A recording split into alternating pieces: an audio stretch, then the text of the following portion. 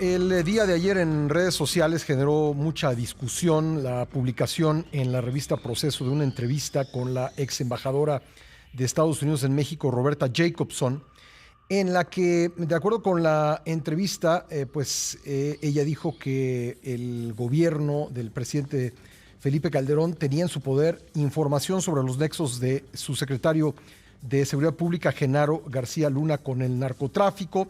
Estoy viendo el texto de la entrevista. Dice que el gobierno estadounidense recopiló rumores e información de la relación de García Luna con el cártel de Sinaloa, y en función de eso, pues dice Roberta Jacobson que la información provenía de fuentes mexicanas y que culpar a Estados Unidos por datos que poseía el gobierno de México, pues le parece francamente una duplicidad, una actitud de una enorme inocencia. Luego, ya más tarde, Roberta Jacobson puso un tuit en la noche diciendo que ella nunca tuvo acceso a información corroborada de como dice el texto de la entrevista, las andanzas de Genaro García Luna. Esta discusión provocó señalamientos al expresidente Calderón y una respuesta del propio expresidente, a quien tengo en la línea telefónica. Felipe, ¿cómo estás? Muy bien, Pascal, muy buenos días. Bueno, pues, Sí, ¿qué sacarías de todo esto que pues generó pues una tormenta de opiniones en redes sociales el día de ayer? Primero, si me permites poner los puntos sobre las sillas, precisar las cosas. Por supuesto que es falsa la afirmación del reportaje que dice que mi gobierno tenía en su poder la información sobre los nexos de Genaro García Luna con el narcotráfico. Es totalmente falso. No había tal información. Y esto, por cierto, esta afirmación ni siquiera la entrecomilla el reportero, es decir, es probable que sea una afirmación del reportero, no de la embajadora.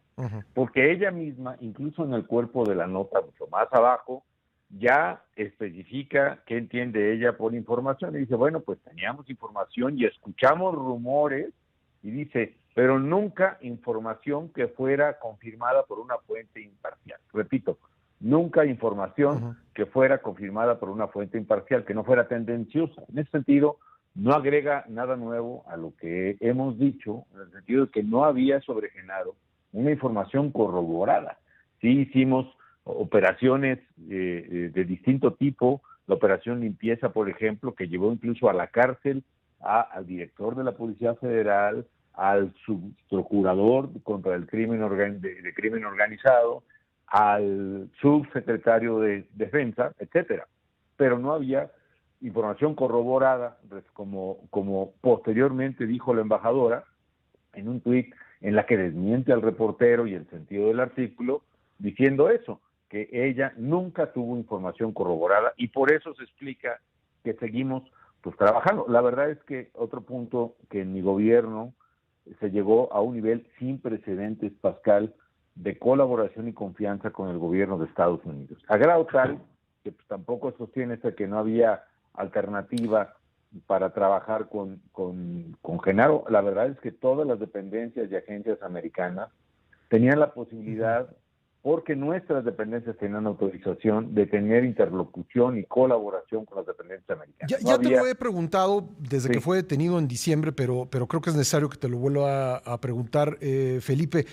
Como presidente de la República, ¿recibiste de parte del gobierno estadounidense o de fuentes mexicanas información respecto de la participación de García Luna en hechos delictivos, en concreto su relación con el narcotráfico? Había rumores de varias dependencias, particularmente de agentes contra agentes, ¿no? Como la embajadora señala, del ejército contra la AFI y viceversa, y luego Policía Federal, ejército, en fin. Pero insisto, el tema es que eran rumores, como dice la embajadora, nunca corroborados. Eso había, pero el punto es que en esta delicada afirmación, eso es muy distinto de decir que tenía información, de decir certeza sobre esos vínculos. Y segundo, Pascal, directo a tu pregunta, yo quiero ser muy contundente en esto. Si el gobierno de Estados Unidos hubiera tenido información procesable contra cualquier alto funcionario mexicano, esa información debería haberse comunicado a mi gobierno a través de algunos de los muy robustos canales de interlocución que teníamos. Eso no ocurrió, es decir, que se notificara, se dijera, se me comentara a mí directamente o la Secretaría de Relaciones Exteriores, qué sé yo, Ujú. la Secretaria del Departamento de Estado, incluso a nivel de presidentes o de embajadores, eso no ocurrió, Pascal. Y si se tenía, debió haberse informado. ¿Cuál es la verdad? Pues la verdad es que ambos gobiernos y dependencias de ambos gobiernos estábamos trabajando sobre la base de lo que teníamos, de cuando había información corroborada, se tomaban decisiones que así se deben tomar, yo pienso, a nivel presidencial, y rumores, por supuesto que había, y es algo que yo no sé incluso si haya terminado, pero me parece que ocurre desgraciadamente de manera inevitable cuando se están operando y tocando intereses tan delicados como los que tienen que ver con el crimen organizado y el narcotráfico. Digamos que tú interpretabas esos rumores como parte de los pleitos interagencias, vamos a llamarlo así. Lo eran, pero además, si los investigamos, hasta donde daba pues la información, ¿no? Si alguien te venía con un rumor o un chisme, y a ver, tráeme las evidencias, o investiga a tal persona, etcétera, etcétera, ¿no? Y llegábamos a un punto igual. Ahora, sí era para nosotros una fuente muy importante de validación las agencias americanas o estadounidenses. ¿Por qué? Pues porque ellas tienen una gran experiencia en eso, tienen una tecnología de intervención telefónica, de rastreo satelital, de seguimiento, de información financiera, pues que honestamente nosotros no tenemos. Sí. Tienen una gran experiencia, tienen una gran información de vínculos, tienen gente infiltrada, etcétera. Pues entre los dos gobiernos tratábamos de hacer esa tarea, Pascal. La verdad es que era lo que humanamente era posible hacer. Ahora, oye, me queda un minutito en este bloque y me gustaría continuar la conversación si tú me lo permites, pero para no desperdiciar los segundos que nos quedan contigo, Adelante. ¿tú entiendes digamos, es válida la pregunta y es válida hasta la suspicacia de quienes dicen, pues era el presidente, ¿cómo no iba a saber lo que sucedió después, ¿no? Con la detención de García Luna? ¿Tú entiendes esta suspicacia o esta pregunta no, legítima? Pues por supuesto, ¿no? Hay un espíritu de suspicacia en eso y evidentemente tú encabezas un gobierno, pero actúas con la información que tienes disponible, Pascal, y sobre todo un gobierno que no dependía de una persona, en este caso de Genaro. De hecho, por esa razón, todas las dependencias, Marina, Defensa, PGR, Relaciones Exteriores, y todas tenían interlocución con los americanos, porque no era la labor de una persona, era la labor de un equipo que dio resultados además en materia de combate frontal al crimen organizado, como no había habido en el país, a todos los cárteles sin excepción. Tengo que hacer un corte, ¿me esperas 2 minutitos? Adelante. Gracias. Regresamos con Felipe Calderón, 9:02. Estamos platicando con el expresidente de México, Felipe Calderón, sobre la tormenta que se dio en redes sociales el día de ayer, la tormenta de opinión respecto de una entrevista que dio la ex embajadora de Estados Unidos, Roberta Jacobson, sobre el caso García Luna. Felipe, estos rumores que tú conociste, digamos, ¿fue información que se transmitió a Estados Unidos en algún momento? No, yo creo que todas las dependencias trabajaban en inteligencia sobre estos temas en colaboración con agencias americanas, ¿no? Y la verdad, insisto, el punto medular, Pascal, es que ninguno de esos rumores, digamos, tuvo evidencia corroborada. Y eso es fundamental en este tipo de casos, ¿no? Ahora, a mí la impresión que me da es que el entramado del reportaje de Proceso estaba armado y prácticamente fueron ajustando las palabras o el tono de la conversación con la embajadora a lo que estaba pues ya hecho por el reportero. Yo no sé si el reportero llega y le pregunta o le insinúa a la embajadora que la estamos culpando, ¿no? Y ella actúa defensivamente y eso explica el tono de algunas de sus respuestas, pero la verdad es que esa era la situación, Pascal. De hecho, ahora mismo pues tampoco sabemos a ciencia cierta cuáles son los elementos de acusación contra Genaro. La verdad es que ahí yo no quisiera prejuzgar, ni tampoco defender ni nada, pero según el juicio todavía no comienza, ¿no? El juicio todavía no comienza y son de dos tipos. Uno es, uno es la declaración del hermano del Mayo Zambada, a quien mi gobierno capturó, por cierto, que imputa a Genaro un soborno o sobornos desde el año 2004, o básicamente en esa época, es decir, ante mi gobierno, de lo que no se tenía conocimiento, Pascal, honestamente. Sí.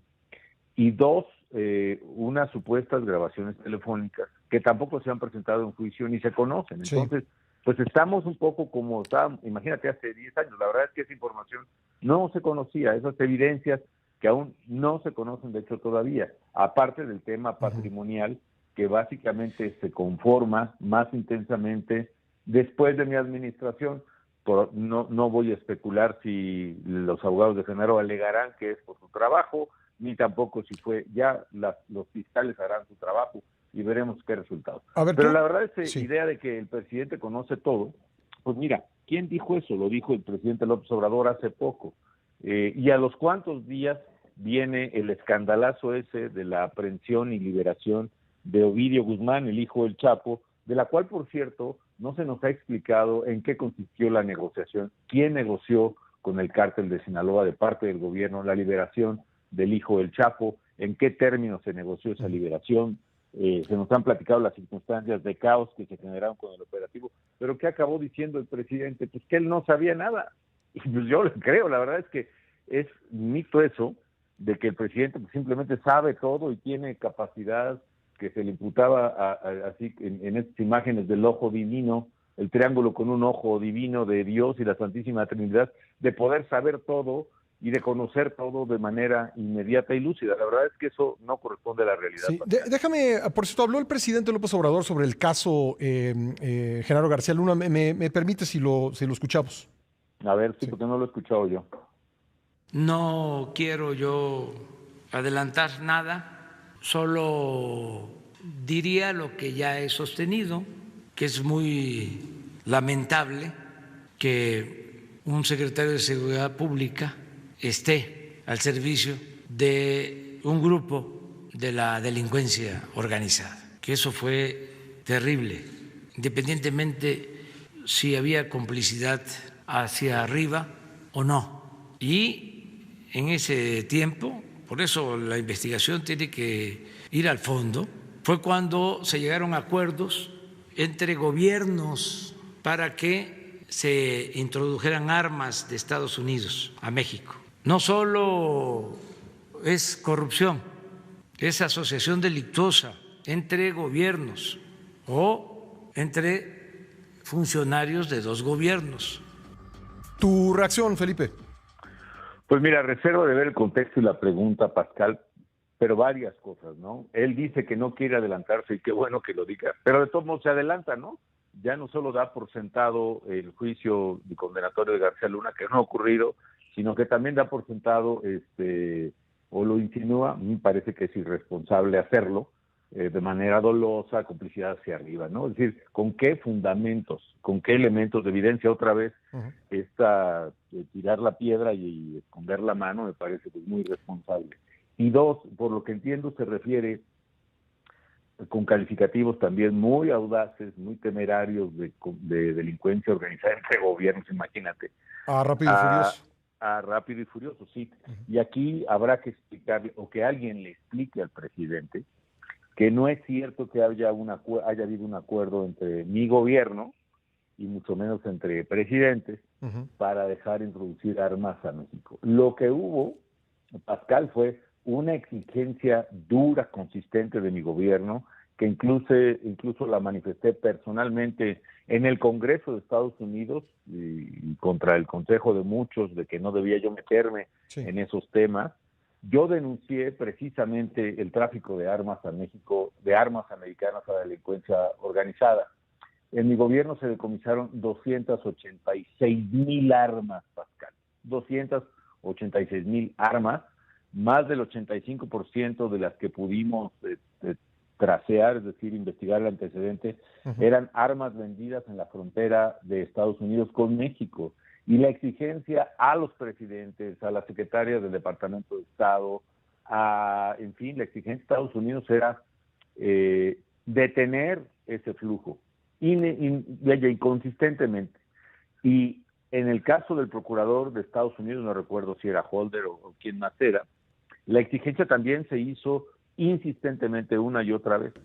La Procuración de Justicia de Estados Unidos prometió tomar cartas en el asunto y diseñó un operativo sin el conocimiento y menos con el consentimiento del gobierno mexicano, que implicaba ponerle cuatros a los traficantes. Es decir, según entiendo, el operativo consistía en ponerle trazadores, chips a algunos fusiles o armas que se vendían para agarrar, para capturar a los que los traficaban al lado mexicano. Tengo que dejarlo ahí, Felipe, si me perdonas, pero te agradezco mucho que hayas estado con nosotros. Sí, pero eso no era del conocimiento y del consentimiento del gobierno mexicano, era una operación judicial que le salió mal al gobierno de Estados Unidos. Bueno, nos cayó la pausa automática y no quería terminar la entrevista así. Felipe, nada más agradecerte que hayas estado con nosotros para hacer estas aclaraciones, puntualizaciones. Nada más tendría una última pregunta, aprovechando que sé que eres muy conocedor de dichos populares mexicanos, y como tú sabes, hay un dicho popular que dice que pues no se puede esconder ni lo enamorado, ni lo rico, ni otra cosa que no mencionaré aquí.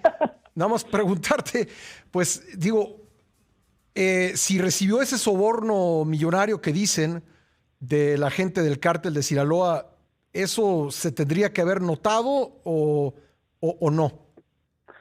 Pues mira, la verdad es que parte de lo que están alegando las autoridades americanas es la elaboración en el manejo de fortunas a través de Panamá, etcétera.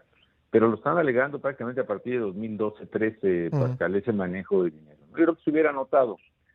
Hay detalles, la verdad es que no quisiera emitir una opinión de eso. Por ejemplo, el propio gobierno acusó al mío de haber en la moratoria o en la ley de ingresos se establecían condonaciones fiscales para regularizar situaciones fiscales de gente en mora.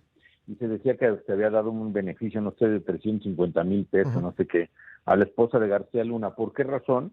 Pues porque ella tenía una cafetería allá por Tlalpan, y finalmente la regulariza fiscalmente, es decir, empieza a pagar impuestos y se le condona una parte de lo que debía. Pues eso es una operación lógica, pero alguien que recibe sobornos de millones de dólares, que ponga una lonchería, en fin, a mí no se me hacen cosas consistentes, ¿no? Ya no quiero juzgar, porque luego las casas que han salido y cosas así, la verdad, mejor que eso sea lo que hable. Y no tiene manera de explicarlo.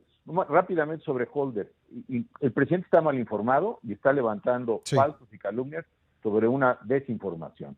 El asunto de Rápido y Furioso fue un operativo de la Procuraduría de Estados Unidos encubierta, del cual no tuvimos conocimiento y menos estuvimos de acuerdo, no hubo consentimiento, para ponerle trampas a los traficantes de armas, para ponerles trazadores en sus fusiles, y esos trazadores Holder fue traicionado, el procurador, por propios agentes americanos, y se le salió de control, pero eso no tuvimos nada que ver nosotros. Bueno, pues te agradezco nuevamente el tiempo, Felipe, gracias.